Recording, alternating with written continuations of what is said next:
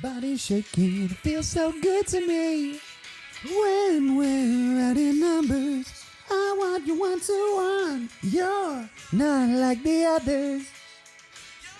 So good, you're looking so good. And I'm talking to you. Hello, everyone. Welcome back to the Pear Pod, the juiciest podcast on the internet.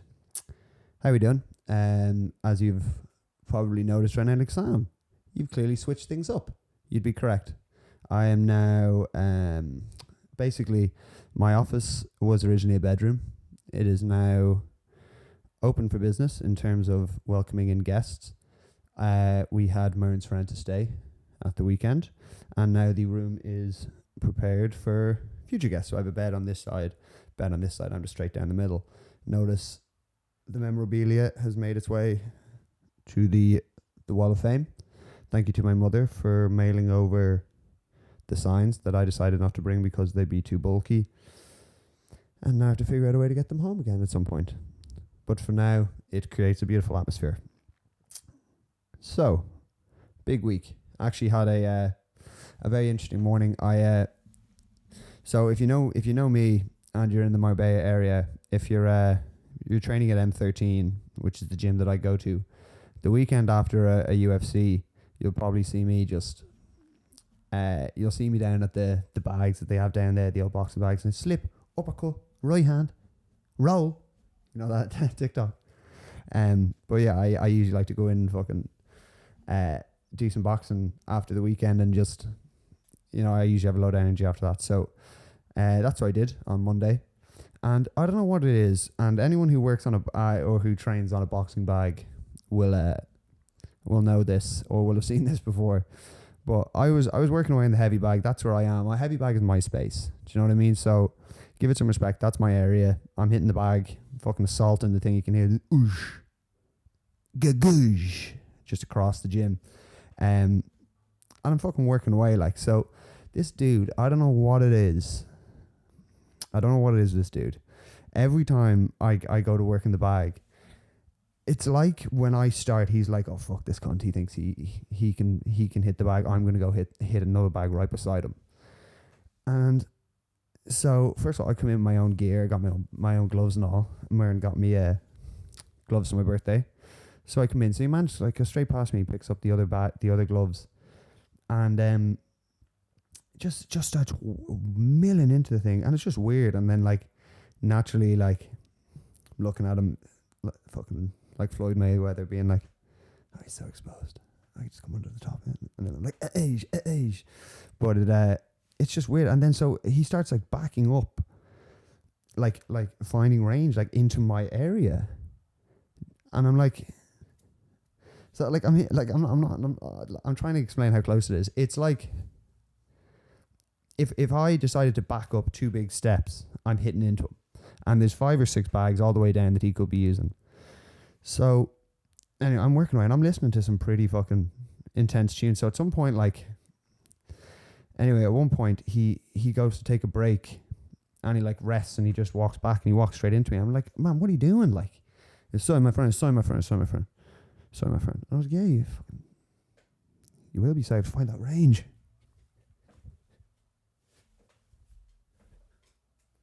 Anyway, just don't know what that is. But yeah, I'm looking tasty out there. Looking really good. YouTube boxing, which we will be discussing later because there are some revelations. But it is quite a big week in terms of announcements, in terms of combat sports in general, but a few other bits before that. I originally decided to not bring my PlayStation to Marbella. I was like, look, it's quite heavy to bring. It's really, so you'd be doing work, you don't need to be on the PlayStation. And since I've got here, I found that little hour between finishing work and going for dinner and finishing up the night, that little hour I just missed, just fucking playing a little game and just relaxing the mind a little bit. So if people don't know, Facebook Marketplace is an absolute it's it's an unbelievable thing. And I bought my monitor over there from Facebook Marketplace for like 70 quid. Some guy was like, I'm about to move and I can't bring it. And there's anything you need, you can pretty much pick up. So I looked on Facebook Marketplace and there's a PS4 for like €180. So I may be giving Kelly a text. Actually, I did give her a text and she got back to me. So we're going to see if we can strike a deal and then Sam be back online, because it's just good crack and it's good. Actually, hold on a second. Just get my water. Give me fucking water.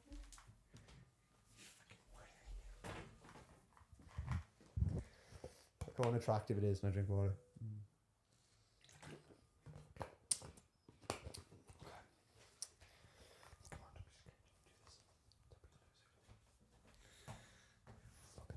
Okay. Let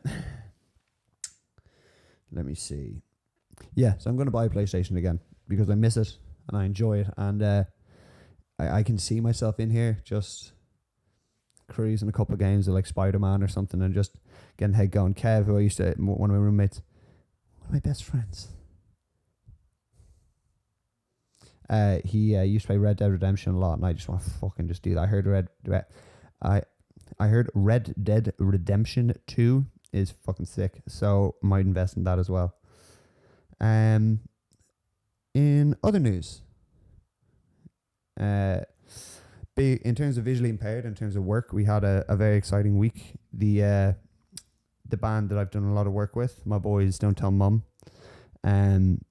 they dropped our second music video this week, or last week on Friday.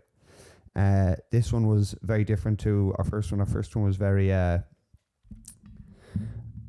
very scripted. We were trying to tell a story. We had an actor and stuff, and very like location based, and everything was very it was much more like a film set versus I guess the thing I love about music videos or the filming them is the kind of like that kind of atmosphere that you just kind of create in the room with like the audience or with the actors or whoever's there, and just kind of shooting like that. And I think we kind of, due to the fact, one, we don't have a huge budget or any budget, and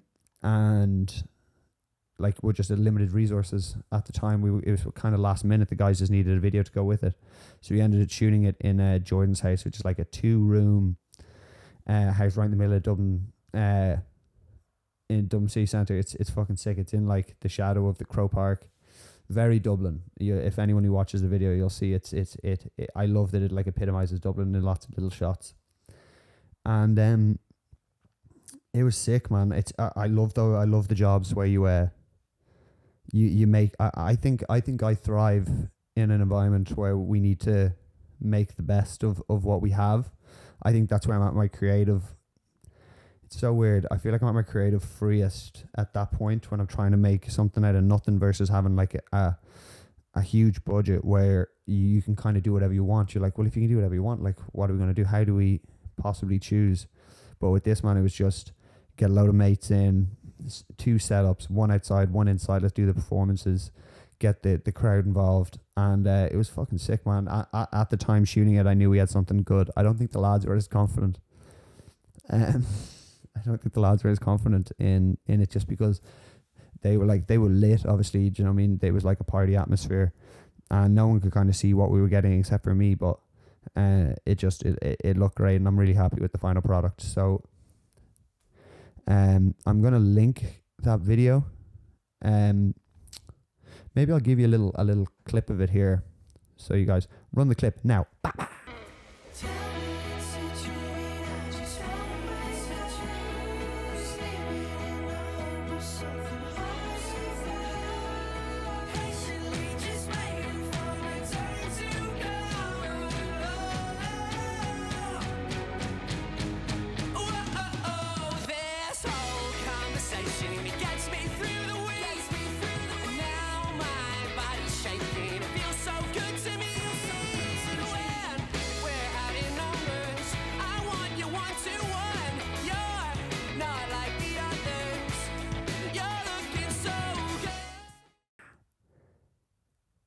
Okay, and so yeah, that's a little clip. But as you can see, we got in terms of lighting and stuff, I think we did a remarkably good job considering, especially the outside shot.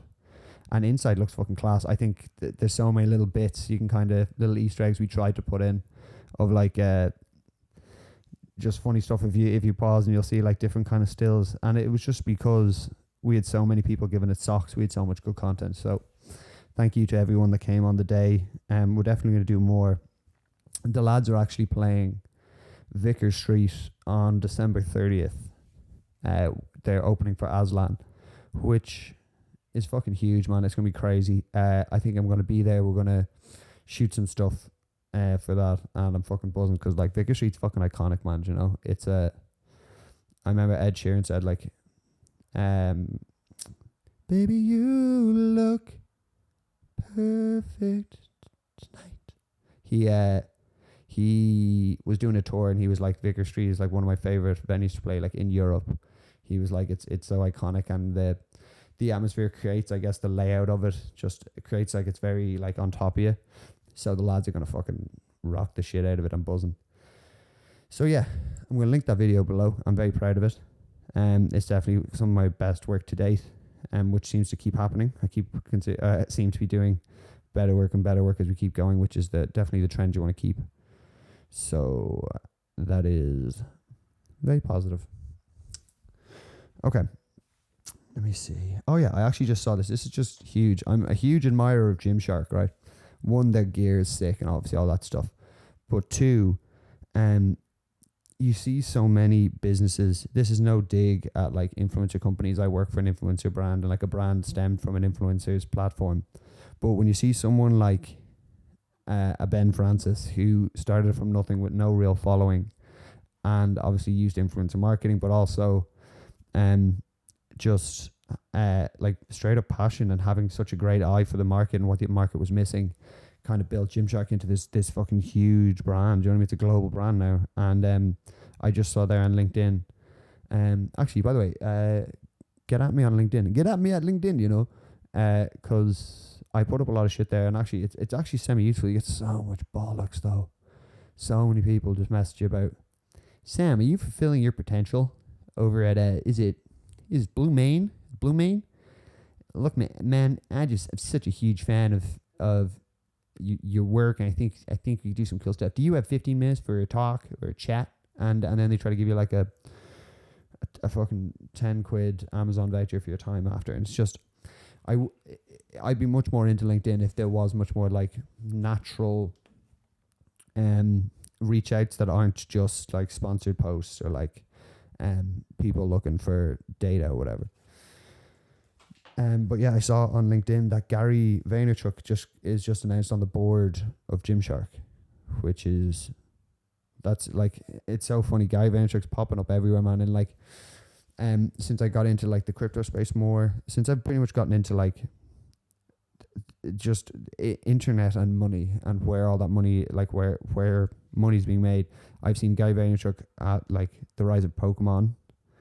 Obviously he was in early on like what's it called, NFTs, which are huge now, like crypto punks. I don't do any of that shit. No offense to it. I think it's such a great system or whatever. It's just I don't have the kind of income to be able to like risk it like that on art. So but Guy Vaynerchuk popped up there as well. Do you know what I mean? I see him posting. I follow him on Twitter. I see him posting about that all the time. And now he's in on the Gymshark board. So the guy's smart, man. And like he's the epitome of someone who he goes where, or he aligns himself with successful people, and he clearly offers something like the Vayner Media, like that whole branch of his company is going to be so useful, the Gymshark, man. And I'm sure that the reason Gymshark are doing it is to try and build a more or bigger US following and just continue to grow in the US, just because they started in the UK and they kind of have, I guess it's harder to break the US, but Gary's going to be perfect for that, man. So Jesus, I'd say fucking, I wonder if like Christian or like Alpha Lead owners or any other brand that like do fitness clothing, I wonder if they look at that and go, fuck, do you know what I mean? But I saw their new gym looks absolutely sick. crop this into a penis. That'd be funny.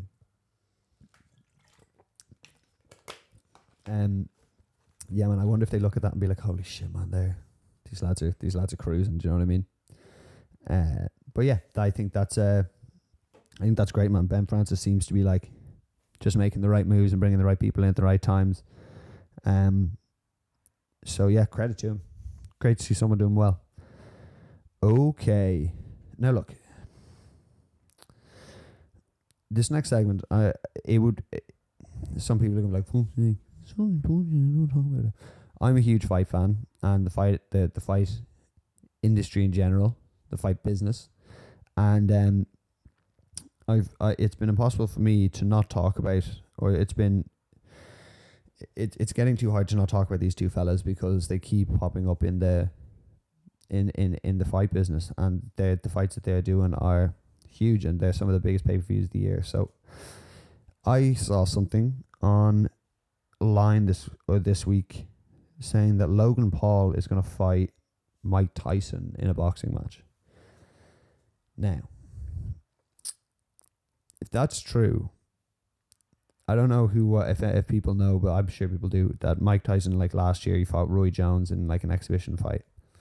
And Mike can still throw. There's zero doubt Mike can still fucking throw hands hard. Maybe not the way he used to, but the last thing to go in fighting, or as you get older as a fighter, and obviously he's old as fuck, but is power. You keep your power.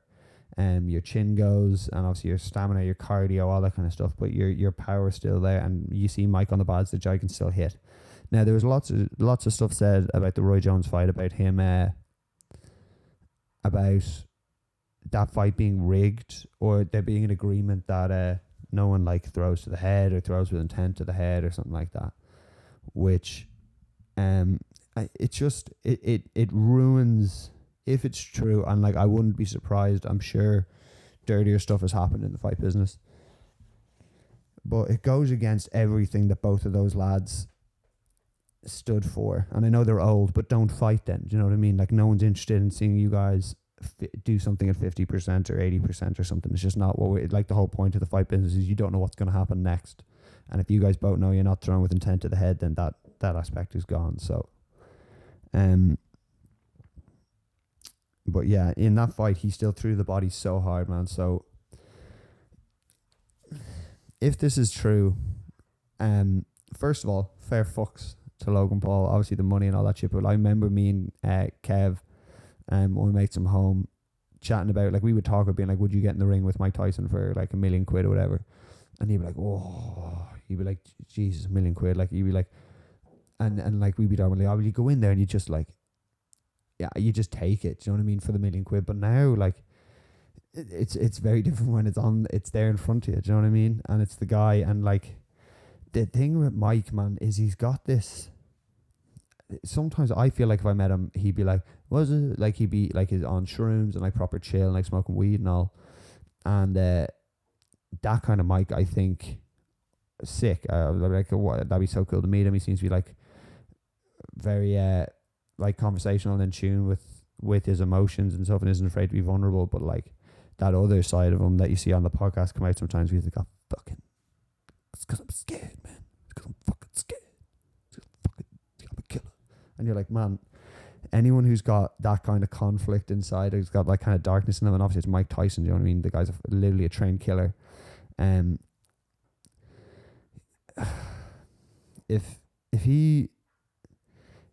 If something comes out at him and he's like, let's fucking do this, I'm very confident that if they did decide to do this, there's no way Mike Tyson is like, yeah, I think he says we're doing it 100% if we do it, because it's not Roy Jones. There's no respect there, I don't think. I think if they were going to fight, I think Mike would almost go into a mode of like, it's disrespectful for this guy to think he can get in the ring with me after how long he's fought for.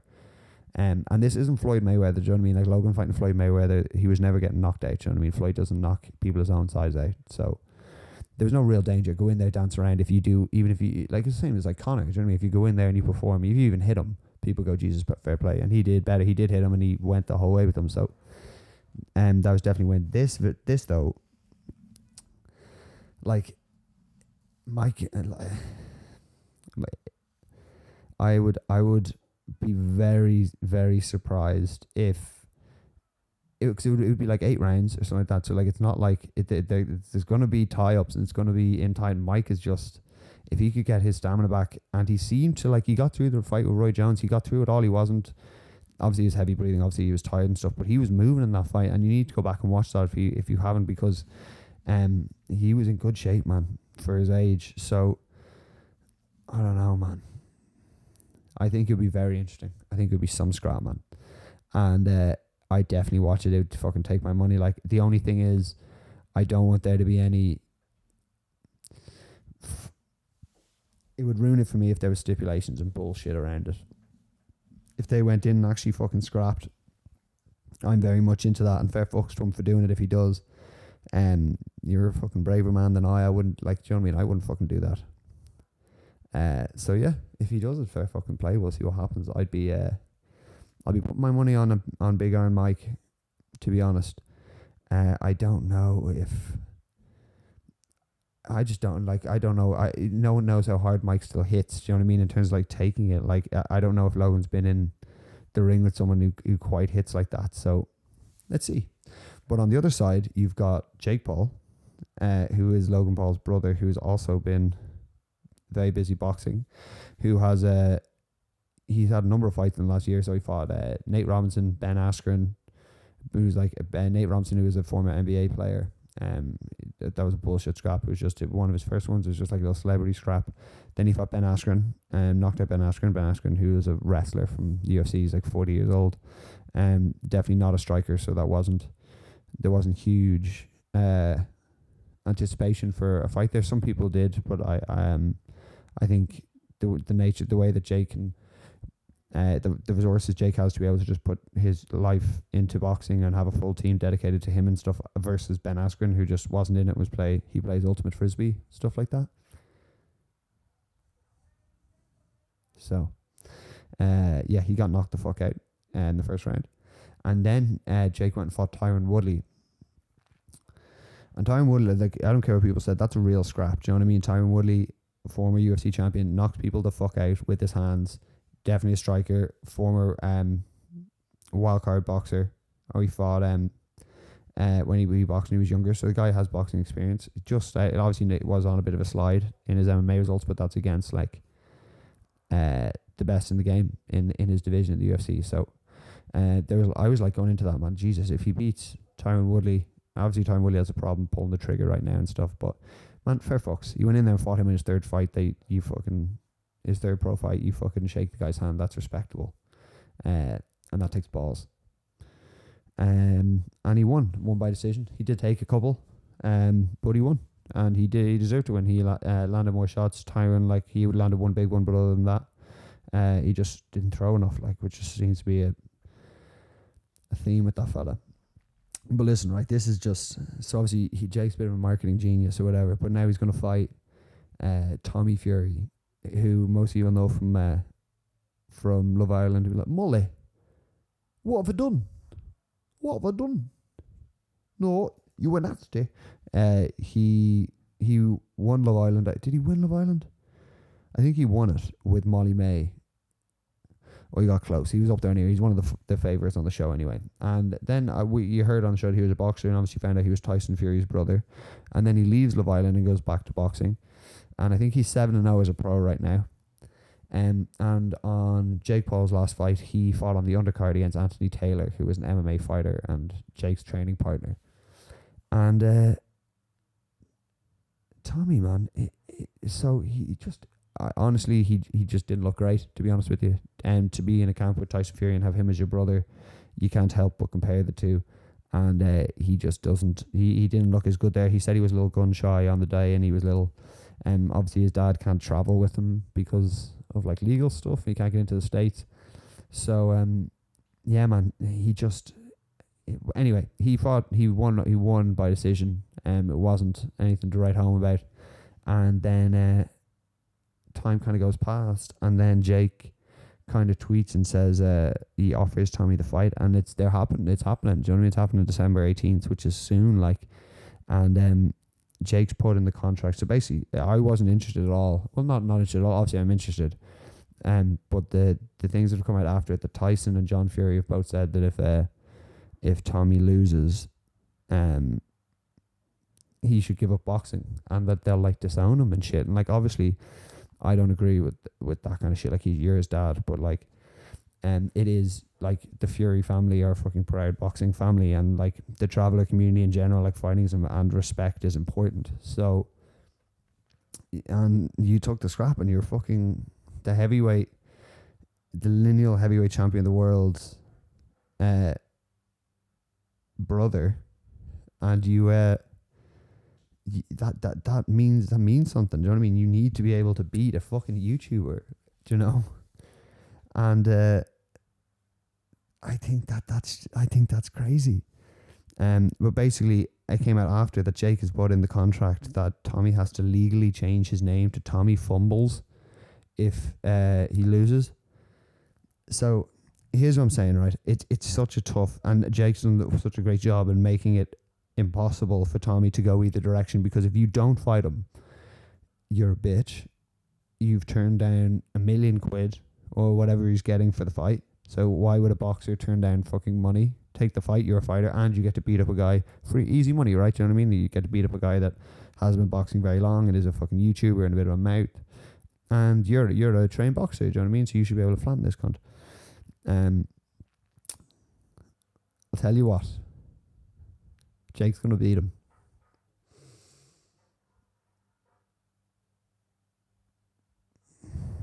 I'll tell you why. There are a couple of things come out before, and that Tommy is going to be trained by Sugar Hill, who trained Tyson Fury for his last camp. He's the Kronk trainer. He's the head trainer out of Kronk, which is a very abrasive, spar-heavy kind of gym. It's how Tyson trained for the second 2 fights against Wilder, where he had much more success and knocked him out both times, you know. So that Tommy's training there now, and Tyson says he's going to spar with them and like train with them. So if that happens, see, this is what I mean. He's supposed to have been doing that already, and he hasn't shown improvement. So I think the issue is Tommy likes his composure under the big lights, and what Jake's going to do is he's just going to get Tommy so emotional, I think, and then Jake just has no issue performing under pressure. He performs. Do you know what I mean? You can't argue that he performs every time he's been there. So I don't know. It's tough for Tommy, man, because now you're like, fuck, man. Like, you can't help but think, what if he fucking beats me? Like, I just went 4 rounds or 6 rounds with his sparring partner, and I couldn't get him out of there. And like, Jake's bigger, and like, he's more my size, and do you know what I mean, longer, and he's gonna be training hard, and he's confident. Like, fuck, what if I lose? And like, my dad fucking disowns me, and I'm Tyson Fury's brother. I need to be beating this guy. So like, lots of little nuances that are interesting. But I don't know what way it's going to go. It's so soon. It's great that it's so soon and that they're not waiting too long. So I'll be watching keenly. So yeah, I'm just going to restart the recording, and then I'm going to talk about the latest UFC. One moment. Okay, so the latest UFC. This weekend, UFC 268, Covington versus Usman.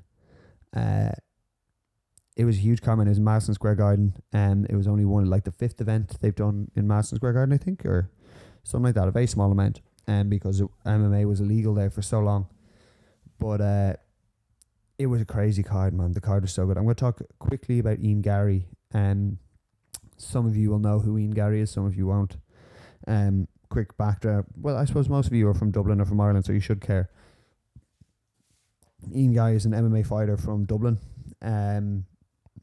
He only picked up MMA recently, or like last 4 years, and he fought in Cage Warriors, and then won the Cage Warriors title, and got a call up to the UFC.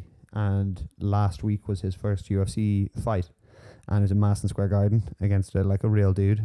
And yeah, man, I learned more. The UFC does such a great job telling the story of like their upcoming fighters, and they you hear Ian Gary's story about like he got dropped by his team, who was Chris Fields. If people don't know who Chris Fields is, he was on The Ultimate Fighter, which is like a reality show for the UFC ages ago. He's on like season 1 or 2. He's an Irish fella. Anyway, Ian trained with him, and then and then just before his title fight, they dropped him. Now I don't know all the ins and outs of it, but from my perspective, like if they said it was a money thing, like Ian's about to make so much more money when he goes to the UFC. Do you know what I mean? Like keeping him, he would have been your golden goose. Like, so I don't know the ins and outs, but it must have been pretty bad to bail on the kid before his fucking title fight. It's a bit dirty. Anyway, he goes in there without a cornerman, without a team, and he batters his bloke, 5-round fight, and he wins the title, and he goes to UFC. And last weekend, he basically, it was a great fight, man. He went in there. He said he was a little gun shy. Said he was a little intimidated by the lights, which is totally respectable. It's fucking Madison Square Garden.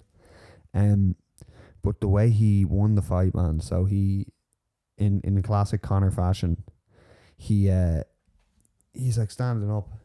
Your man has just been coming in. He's reaching his opponent was just reaching a lot with some of his shots and with his big loop and left hand. So Ian just fucking leans back, as long boys like to do, is lean back, pop, bang on the chin, just pops a little right, and knocks him out, man. He just, when hits him right in the button, your man goes out, and yeah, man, he fucking wins by knockout in the first round, which is just huge for him. The crowd went wild and all, and then he did the Conor line to the crowd after. We're not here to take part. We're here to take over. Would have been nice. I hope he doesn't go too far down the Conor route. Do you know what I mean? Like calling out or referencing Conor in all his content, because be your own fighter. Do you know what I mean? Obviously, Conor, you can't help but like draw similarities, but do your own thing. Be your own guy. The beauty of Conor was that Conor is shamelessly himself. Do you know what I mean? Love it or hate it, he's himself. And that's what people like get invested in. So be yourself. Don't try and be Conor 2.0 or try and do what he did or anything like that. Just do what you do. But fair fucks to you, man. You're doing Ireland proud. You're the next big thing coming out of Ireland. So keep going. Have you on the pod one day.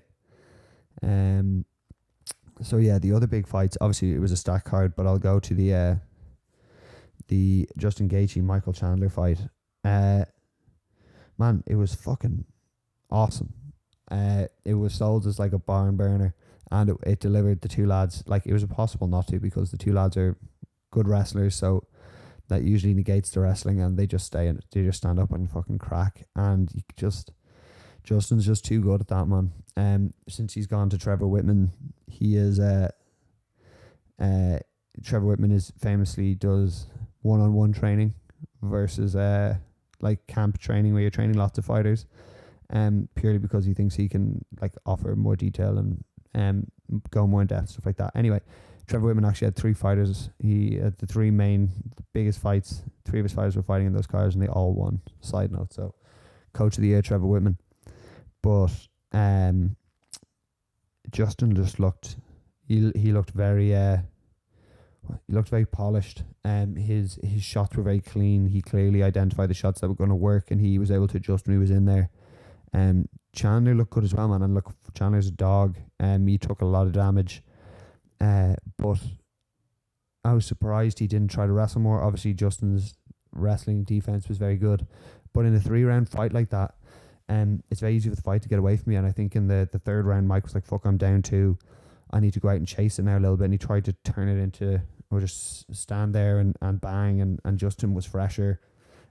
He hadn't had his legs beaten as bad as Chandler's had. And yeah, man, great fight. Fair fucks. Justin Gaethje for the title next, I think, after Dustin and Charles Oliveira fight. And that's a fucking great fight. Fair play to you, Justin. That was unbelievable. And yeah, man, Chandler had to go to the hospital after. I think Justin went as well, but Chandler's face looked fucked up, man. He does this thing where he loves to change levels as he's coming in, and then come over the top with a big loopy left or right. And he started ducking into Justin's uppercuts, and Justin throws an uppercut so hard, man. He puts everything into it. You can hear him. He's like, ugh. So he sliced my man pretty good, you know. And yeah, I was fucking very impressed. Obviously, the fight just delivered. It's good. It's good. It raises both lads' stock. Do you know what I mean? Obviously Mike's lost, but like that's a great fight. I saw him try calling out Conor, where I'm like, here's the thing. I think Mike is the perfect kind of matchup for Conor if you're looking at Conor from Conor's side, because he's shorter. Do you know what I mean? Obviously a good wrestler and stuff, but like it reminds me a lot of Chad Mendes. And I think if Conor, like, I don't know, I think it's an interesting fight, but I think Conor's beaten a lot of guys like Chandler before, and I think it's the guys that are a little longer and a little rangier who have boxing as well, who really can give Conor some problems. But interesting fight if that does happen. In the main event, Colby, Covington and Kamaru Usman fought for the second time. The first time they fought, it was a cracker, man. It was a cracking fight. One of the fights of the year. And this one was a little different. Well, not a little different. I suppose they stayed in the feet again, pretty much for the whole thing. And Kamaru just looked, since they last fought, Kamaru's moved to Trevor Whitman as well. And Kamaru's striking just looked very clean, very powerful. He was choosing his shots. I think Colby, usually the way he likes to fight is he likes to be on the front foot and like bring the pace and kind of force you to crumble. But this time he was on the back foot for most of it, and Kamaru clearly had the power advantage. So, yeah, man, like obviously Kamaru knocked him down twice in the second round. Other than that, they kind of went back and forth. Colby won some rounds, no doubt, but he never really looked like he had Kamaru in trouble, in my opinion.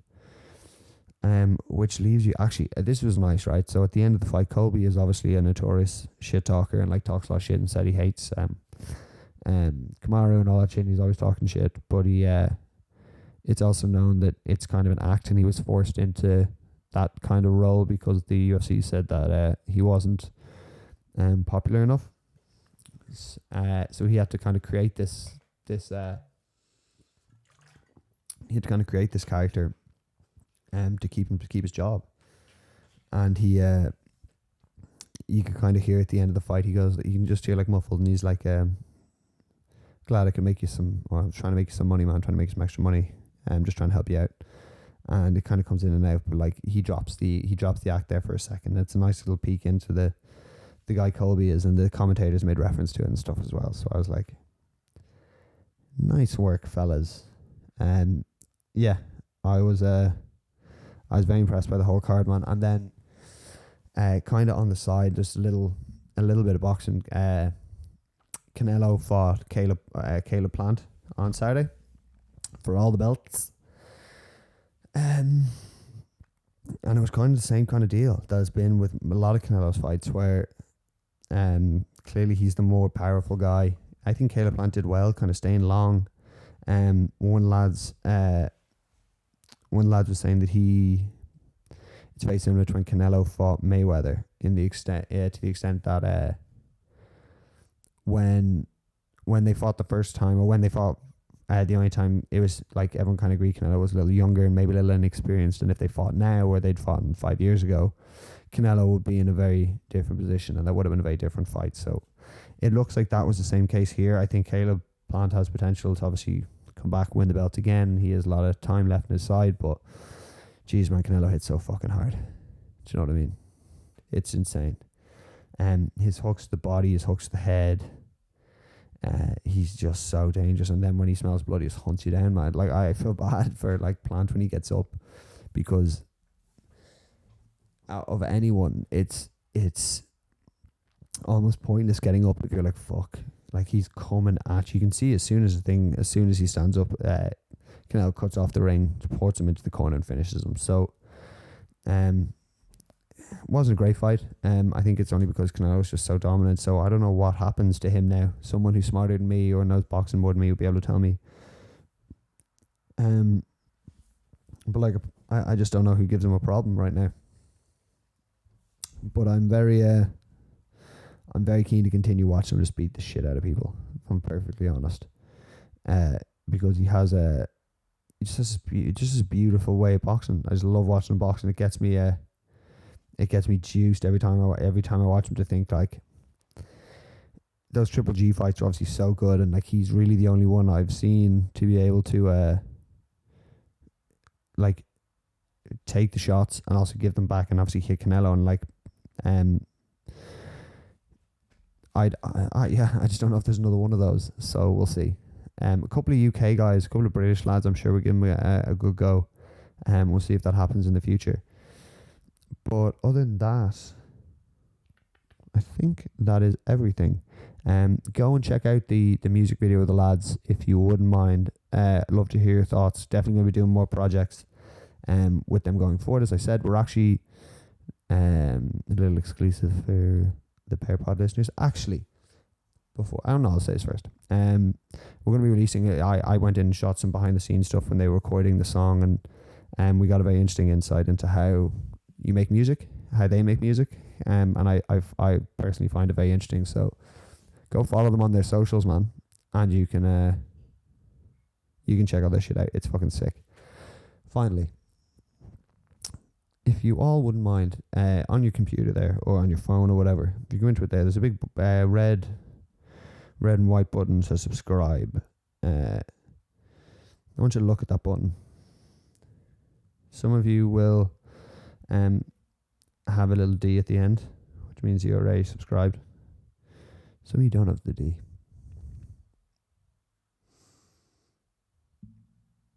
Some of you need the D. So touch that button in a very respectful, polite way. But do it forcefully. Do it with some urgency. I want to hit 100. This is absolutely mad. I need 25 people. I need 25 people to subscribe. Just make a